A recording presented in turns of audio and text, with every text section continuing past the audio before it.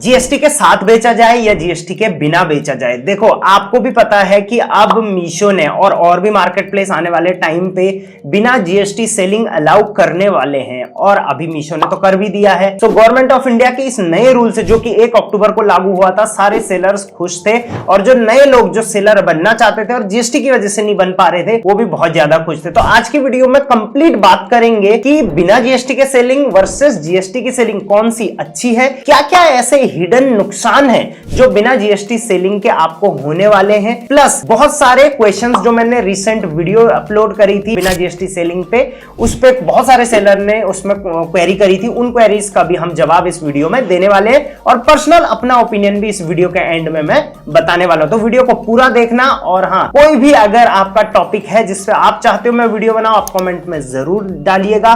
और हाँ, regular update चाहिए ई कॉमर्स मार्केट प्लेसेस की, तो उसके लिए आप मुझसे व्हाट्सएप चैनल के थ्रू जुड़ सकते हैं। डिस्क्रिप्शन और पिन कमेंट में आपको लिंक मिल जाएगा। So welcome to Rishi Commerce. सीधे वीडियो को स्टार्ट करूंगा। सबसे पहले बात करें तो 1 अक्टूबर से पहले अगर आपको बिना जीएसटी के सेल करना होता था तो कुछ ही कैटेगरीज थी जिनमें आप सेल कर पाते थे, जैसे कि बुक्स में आप डील कर सकते थे बिना जीएसटी के। उसके अलावा और भी कैटेगरीज थी, मैंने उस पर एक वीडियो भी बनाई थी जहां पे 40 ऐसे आइटम्स थे जिनको आप बिना जीएसटी के बेच सकते थे। तो ये एक स्पेशल केस था कि जहां पर आप बिना जीएसटी के भी उन प्रोडक्ट को लिस्ट कर सकते थे। इसमें कुछ एग्जांपल मैं आपको देता हूं, जैसे कि रॉ मटेरियल्स में खादी हो गया, चारकोल हो गया, ये भी एक स्पेशल केस होता है जहां आप जीएसटी एग्जेम्प्टेड, बिना जीएसटी के सेलिंग इसमें अलाउड होती है। इसके अलावा फूड में जैसे पापड़, एग्स हो गया, डेयरी प्रोडक्ट्स हो गया, तो इन सब में इनको एक स्पेशल कैटेगरी में अमेज़न ने रखा था और उनको आप बिना जीएसटी के सेल कर सकते थे। बट मेन है लाइफस्टाइल प्रोडक्ट्स, इलेक्ट्रॉनिक प्रोडक्ट जिनकी सबसे बंपर सेल है, उनको क्या बिना जीएसटी के से बेच सकते थे? बिल्कुल भी नहीं। लेकिन 1 अक्टूबर के बाद गवर्नमेंट ऑफ इंडिया ने ये रूल इंप्लीमेंट करा कि अगर आपका जो एनुअल टर्नओवर है वो एक लिमिट में है तो उसमें आप बिना जीएसटी के सेलिंग ऑनलाइन कर सकते हो। तो ये बहुत गुड न्यूज थी सारे सेलर्स के लिए। इसमें मैंने डिटेल वीडियो बना भी दी थी, आप जाके चेकआउट कर सकते हैं। सो अब आप बिना जीएसटी के भी सेलिंग कर सकते हैं ऑनलाइन मार्केट प्लेसेस पे। अभी ये सिर्फ मीशो ने अलाउ किया है, फ्लिपकार्ट और अमेज़न भी इसको बहुत जल्दी अलाउ कर लेंगे। तो हम बात कर रहे थे कि इनमें डिफरेंस क्या है। आप चाहे तो बिना जीएसटी के भी बेच सकते हैं अब, और जीएसटी के साथ भी बेच पाएंगे। सबसे पहले जैसे मैंने ये कवर कर लिया है कि सपोर्टेड मार्केट प्लेस कौन कौन से हैं। तो अगर आप बिना जीएसटी के बेचना चाहें तो अभी सिर्फ आप मीशो पे बेच सकते हैं, या फिर आप चाहे तो ऑनलाइन जैसे इंस्टाग्राम के थ्रू कई सेलर बेचते हैं, वेबसाइट के थ्रू बेचते हैं, शॉपिफाई के थ्रू बेचते हैं, तो वहां आप जा सकते हैं, जो कि काफी कॉम्प्लिकेटेड हो जाता है। बट अगर आपके पास जीएसटी है तो आप किसी भी online e commerce market place पे अभी के टाइम पर बेच सकते हो। हाँ, हो सकता है कुछ टाइम बाद बिना जीएसटी के फ्लिपकार्ट, अमेज़न भी अलाउ कर दे, बट फ्लिपकार्ट, अमेज़न जो कि ब्रांड बनाने के लिए सबसे इंपॉर्टेंट माना जाता है, अभी आप वहां पर बिना जीएसटी के सेलिंग नहीं कर सकते। ये सबसे बड़ा अभी के टाइम में डिफरेंस मैं आप लोगों को बता रहा हूं। नेक्स्ट डिफरेंस यहां पर आ जाता है अप्लाई प्रोसेस की। अप्लाई अगर आपको इन दोनों में से करना है तो कैसे कर सकते हैं? देखिए, अगर आप बिना जीएसटी के सेल करना चाहते हैं तो आपको एनरोलमेंट आईडी एक होती है, जो टेम्पररी आईडी होती है, वो आपको अप्लाई करनी पड़ेगी। उसके लिए जस्ट आप जीएसटी की वेबसाइट पे जाते हैं और वहां पे आप अप्लाई करते हैं एनरोलमेंट आईडी के लिए। इसमें आपका लगेगा आधार, पैन और सेविंग बैंक अकाउंट। ये तीनों से ही आप अपना जो है एनरोलमेंट आईडी ले सकते हैं, and with in 5 to 10 minutes आपको आपका एनरोलमेंट आईडी मिल जाएगा। फ्री ऑफ कॉस्ट आप इसको अप्लाई कर सकते हैं। वहीं अगर जीएसटी अप्लाई करने की बात आ गई तो ये जो डॉक्यूमेंट है ये तो चाहिए ही चाहिए होंगे। इसके अलावा एड्रेस प्रूफ के लिए आपको हो सकता है बिजली का बिल भी वहां पर देना पड़े, और साथ साथ में बहुत सारी और भी फॉर्मेलिटीज होती हैं जहां पर कि जो जीएसटी ऑफिसर होते हैं वो आपकी लोकेशन को चेक करते हैं कि क्या ये वैलिड है या नहीं है। तो यहाँ पर थोड़ा टाइम ज्यादा लग जाता है, कई केस में 15 दिन 20 दिन लग जाते हैं, और ये भी आप फ्री ऑफ कॉस्ट अप्लाई कर सकते हैं। बट अगर आप किसी के थ्रू कराते हैं तो वहां पे थोड़ा बहुत चार्जेस आपको पे करने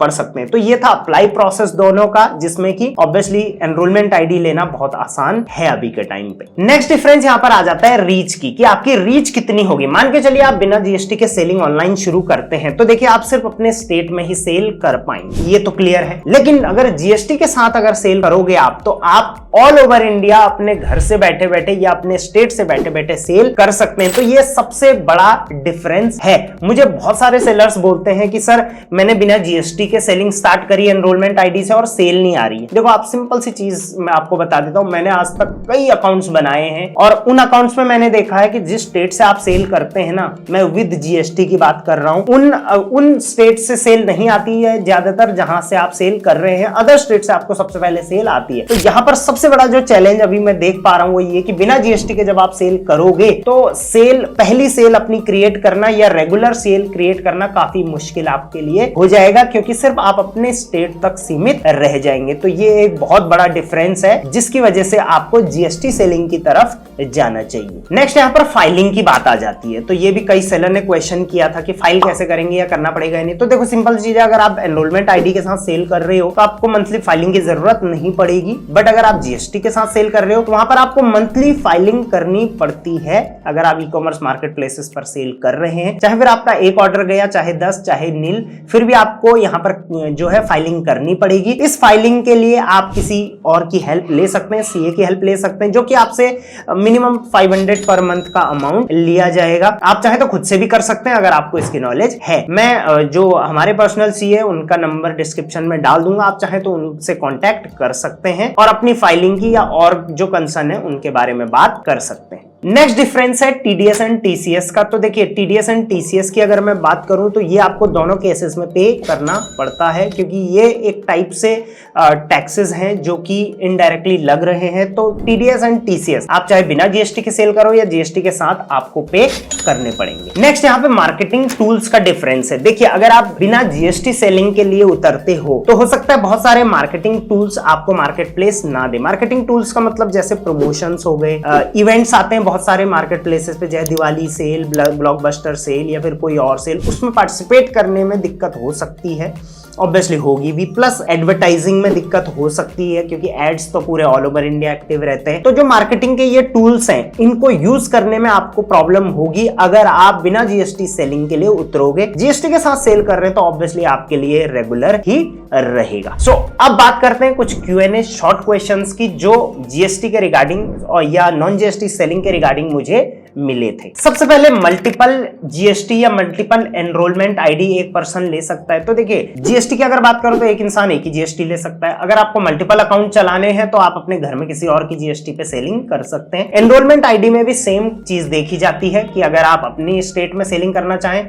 अपनी आईडी से सेल कर सकते हैं। आपको 2 अकाउंट बनाने तो आप अपने घर में किसी और की एनरोलमेंट आईडी ले सकते हैं। अगर आपको दूसरे स्टेट में सेल करना है तो आपको वहां का एनरोलमेंट आईडी लेनी पड़ेगी और उसके लिए आपके पास वहां का पैन कार्ड होना जरूरी है, जिसका भी आप एनरोलमेंट आईडी वहां के लिए अप्लाई कर रहे हैं। एक यहाँ पर क्वेश्चन सिस्टम एरर का भी आ रहा है कि बहुत सारे सेलर मुझे कह रहे थे सर मैं एनरोलमेंट आईडी अप्लाई कर रहा था, सिस्टम एरर आ रहा है बार बार। तो देखिए सिस्टम एरर क्यों आ रहा है, वहां पर जब मैंने बहुत सारी चीजें करके देखी तो मुझे पता चला कि जब आप फ्रंट पेज में जब अपनी इंफॉर्मेशन डालते हैं तो वहां पे HSN कोड का एक ऑप्शन आता है। उस HSN कोड को आप फर्स्ट पेज में मत फिल करिए, उसको ब्लैंक छोड़ के आप सीधे प्रोसेस कर दीजिए। सिस्टम एरर 95% आपका हट जाएगा। हाँ, बाद में लॉग इन करके आप HSN कोड उसमें जरूर डाल दीजिएगा। अगला क्वेश्चन कि कौन सा बैंक अकाउंट आपको लगाना चाहिए जब आप जीएसटी में जो डिटेल्स हैं वो फिल करते हैं। तो सेविंग बैंक अकाउंट भी चल जाएगा, ऐसी कोई दिक्कत नहीं होती। नेक्स्ट क्वेश्चन HSN कोड को लेके था कि HSN कोड क्या होता है। तो देखो आप जिस भी कैटेगरी में सेल कर रहे हो, मान के चलिए आप क्लोथिंग कैटेगरी में सेल कर रहे हो तो आप क्लोथिंग कैटेगरी का जीएसटी लेने के लिए जब जाओगे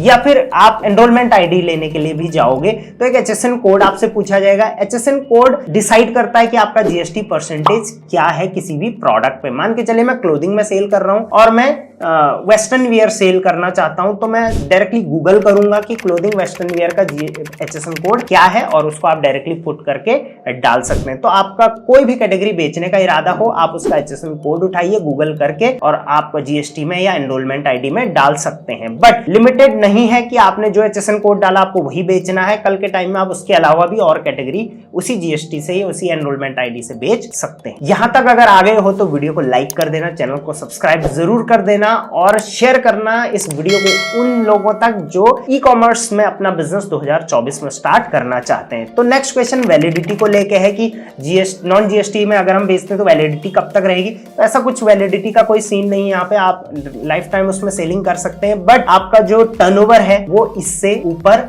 जाएगा तो उसके बाद आपको जीएसटी लेना पड़ेगा। अब फाइनल में मेरा ओपिनियन अगर आप जानना चाहें तो मेरे ओपिनियन से पहले एक सवाल और किसी ने मुझे किया था कि सर अगर मैं एनरोलमेंट आईडी लगा दूं या फिर जीएसटी बना दूं तो उसके बाद अकाउंट कब तक मैं बना सकता हूं किसी भी मार्केट प्लेस पे, या अकाउंट बना दिया तो लिस्टिंग कितने टाइम के अंदर कर सकता हूं या कितने टाइम के अंदर करनी चाहिए। तो ऐसा कहीं भी टाइम लिमिट बाउंडेशन नहीं रहती है। बाकी अगर आप किसी भी मार्केट प्लेस पे सेलिंग स्टार्ट करते हैं तो आपको एक गाइडेंस की जरूरत होती है, उसके लिए आप मेरी टीम को कांटेक्ट कर सकते हैं। डिस्क्रिप्शन और फर्स्ट कमेंट में लिंक में नंबर मिल जाएगा, आप डिपार्टमेंट वाइज कांटेक्ट कर सकते हैं। वो फ्री ऑफ कॉस्ट आपका अकाउंट सेटअप करके आपको दे देंगे एंड उससे आपको कोई भी गलती की गुंजाइश नहीं रहेगी। ये सब हम लोग फ्री ऑफ कॉस्ट सेलर्स के लिए कर देते हैं। तो देखिए मेरा ओपिनियन अगर मैं यहाँ पे बताऊं तो देखिए आपने डिफरेंस तो देख ही लिए। तो मेरा ओपिनियन ये रहेगा कि आप अगर शुरू करना ही चाहते हैं तो जीएसटी के साथ करिए। आज के टाइम पे जीएसटी बनाने से लेके कोई भी 18 साल से ऊपर का इंसान जो कि अपने घर पे या घर से बाहर रहता है वो जीएसटी अप्लाई कर सकता है। फ्री ऑफ कॉस्ट अप्लाई होता है। फाइलिंग भी आप अगर सीखें यूट्यूब से